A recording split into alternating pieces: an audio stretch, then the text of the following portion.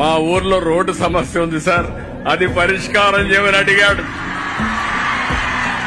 బాబురావు గ్రామానికి రోడ్డు ఇప్పించే బాధ్యత డిప్యూటీ సీఎం గారు తీసుకుంటారని విజ్ఞప్తి చేస్తున్నా. Thank you. మా ఊరికి రోడ్డు కావాలని అడిగాడు. అడిగిన వెంటనే పవన్ కళ్యాణ్ గారికి చెప్పాను, ఇక్కడే ఉన్నాడు, ఎంత కమిట్మెంట్ తో పనిచేస్తున్నారో ఇదొక ఉదాహరణ మాత్రం. ఈ రోజే ఇంటికి పోతారే శాంక్షన్ కూడా చేసి పని కూడా ఇమ్మీడియట్ గా ప్రారంభిస్తారు. మా ఊరికి రోడ్డు లేదు sir.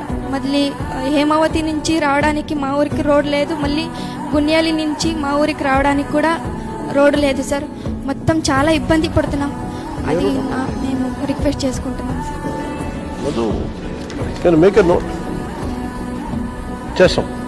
Thank you so much sir.